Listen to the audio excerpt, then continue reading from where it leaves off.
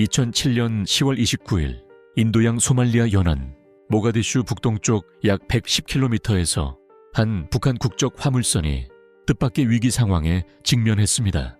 그 배의 이름은 MV 다이홍단호. 22명의 선원이 탑승한 이 선박은 설탕 화물을 싣고 소말리아에서 국제 항로로 항해 중이었습니다. 북한의 국제무역과 화물선 운항은 일반적인 자유무역과는 다릅니다. 북한은 경제 전반이 국가 통제 체제이므로 국제무역과 선박 운항도 국가가 직접 소유 관리합니다. 민간 기업이 자유롭게 화물을 운송하는 것이 아니라 대부분의 해외 무역 선박은 국가기관이나 지정된 기업이 운영하며 목적은 수출입 거래와 외화 확보 같은 국가 목적이 중심입니다. 이런 이유로 북한 화물선이 국제 항로를 오가는 모습은 외형상 일반 상선과 비슷하지만 결코 자유로운 무역 활동은 아닙니다. 국제 제재와 각국의 감시가 항상 뒤따르기 때문입니다.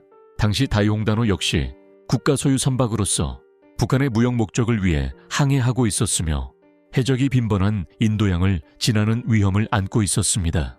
10월 29일 저녁 약 10여명의 소말리아 해적들이 다이홍단호에 접근했습니다. 처음에는 보안 요원으로 위장해 선원들에게 접근했지만 곧 그 정체가 드러났습니다. 해적들은 선원들을 제압하고 배의 일부를 장악했습니다. 그리고 15,000달러의 몸값을 요구하며 배를 통제하려 했습니다. 선원들은 침착하게 대응했습니다. 엔진과 조타실 일부를 확보하며 해적의 통제에 제한을 두었고 즉시 SOS 신호를 발신했습니다. 이 신호는 국제해사국 IMB과 다국적 해군에 전달되었습니다. 다음 날 미 해군 구축함 USS 제임스 E. 윌리엄스가 현장에 도착했습니다.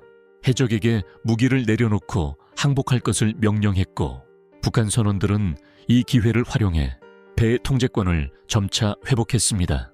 미 해군은 직접 교전에 참여하지 않았지만 필요한 의료 지원과 보급을 제공했습니다. 결국 해적 5명이 포획되었고 2명은 사망했습니다.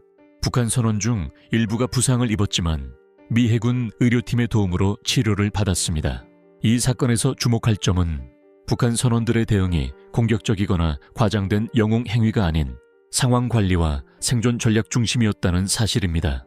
국제구조 신호를 보내고 해적을 직접 압박하며 미 해군과 협력 가능한 순간을 활용하는 현실적이고 전략적인 판단이 핵심이었습니다.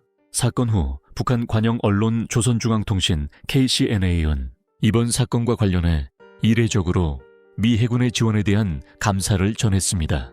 이번 사건이 테러 반대 투쟁에서 조선과 미국의 협력 상징이라는 내용도 보도되었습니다.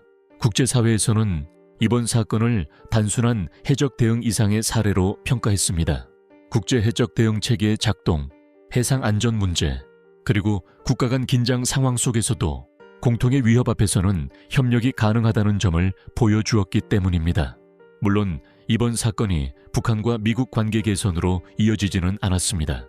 핵 문제와 군사적 긴장은 여전히 해결되지 않은 상태였고 소말리아 해적 문제 역시 이후 수년간 계속되었습니다. 다이홍단호 사건은 북한 선박이 국가 통제 아래 국제 항로에서 활동하는 모습과 국제 협력 체계가 실제로 어떻게 작동하는지를 사실 그대로 보여준 사례로 남았습니다.